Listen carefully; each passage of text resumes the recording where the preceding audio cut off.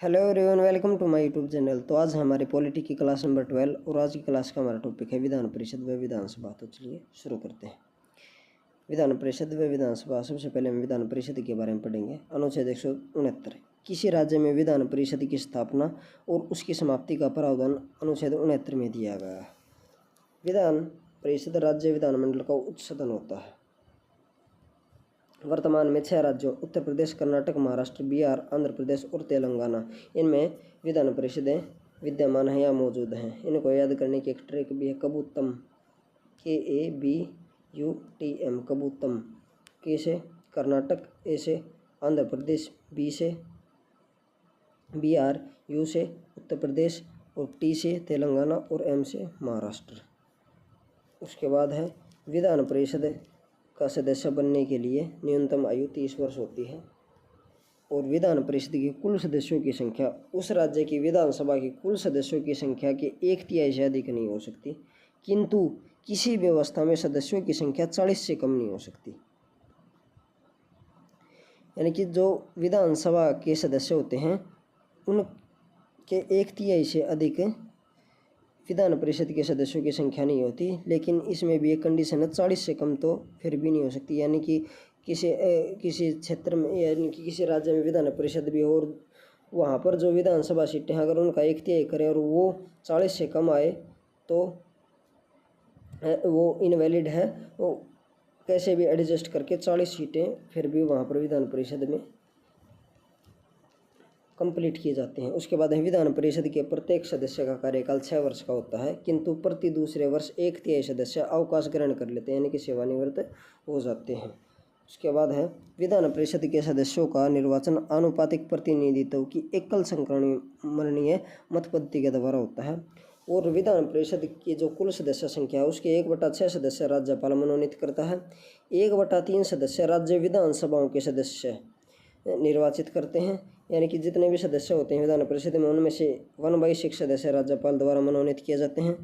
1/3 सदस्य हैं वो राज्य की विधानसभाओं के द्वारा और 1/3 सदस्य राज्य की स्थानीय स्वशासी संस्थाओं के एक निर्वाचक मंडल के द्वारा निर्वाचित होते हैं और 1/12 सदस्य उन स्नातकों द्वारा निर्वाचित होते हैं जिन्होंने कम से कम 3 साल पहले स्नातक की उपाधि प्राप्त कर ली हो और 1/12 सदस्य उन अध्यापकों द्वारा निर्वाचित होते हैं जो कम से कम 3 वर्षों से माध्यमिक या उनसे ऊंची कक्षाओं में शिक्षण का कार्य कर रहे हों।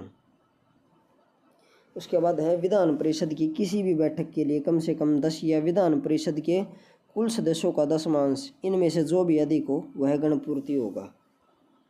तो गणपूर्ति के लिए ये कंडीशन है, यानी कि कोरम के लिए। उसके बाद है विधान परिषद अपने सदस्यों में से क्रमशः 2 को उपसभापति और सभापति चुनती है और विधान परिषद धन विधेयक को 14 दिन तक रोक सकती है, साधारण विधेयक को 3 महीने तक रोक सकती है और विधेयक को पुनर्विचार के लिए केवल 1 महीने तक रोक सकती है विधान परिषद। अब उसके बाद हम विधानसभा के बारे में पढ़ेंगे। विधानसभा का कार्यकाल 5 वर्ष का होता है और विधानसभा के सत्रावसान के आदेश राज्यपाल के द्वारा दिए जाते हैं। विधानसभा में निर्वाचित होने की आयु 25 वर्ष है। विधान परिषद में कितनी थी? 30 वर्ष। उसके बाद हम प्रत्येक राज्य की विधानसभा में कम से कम 60 और अधिक से अधिक 500 सदस्य होते हैं। इसमें एक्सेप्शन है गोवा में 40 सदस्य हैं, मिजोरम और में भी 40 और सिक्किम में 32। यानी कि किसी भी राज्य में जो विधानसभा होगी उसमें कम से कम या तो 60 सदस्यों की विधानसभा होगी और अधिक से अधिक 500 की हो सकती है, लेकिन कुछ एक्सेप्शन हैं जैसे गोवा, मिजोरम और सिक्किम। उसके बाद अनुच्छेद 332, विधानसभाओं में जनसंख्या के आधार पर अनुसूचित जातियों और जनजातियों के लिए स्थानों का आरक्षण। तो विधानसभा में अनुसूचित जातियों और जनजातियों के लिए जो आरक्षण संबंधी प्रावधान है वो कहाँ पर है? अनुच्छेद 332 में। उसके बाद है सामान्यतः विधानसभा का अध्यक्ष सदन में मतदान नहीं करता, किंतु यदि मत बराबरी में बंट जाए तो वह निर्णायक मत जरूर देता है। उसके बाद है जब कभी अध्यक्ष को उसके पद से हटाने का प्रस्ताव विचाराधीन हो तो वह अपने सदन की बैठकों की अध्यक्षता नहीं कर सकता है।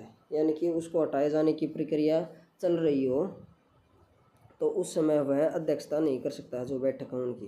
उसके बाद है किसी विधेयक को धन विधेयक मानना जाए या नहीं माना जाए इसका निर्णय विधानसभा अध्यक्ष ही करता है और किसी विधेयक पर यदि विधानसभा तथा विधान परिषद में गतिरोध उत्पन्न हो जाए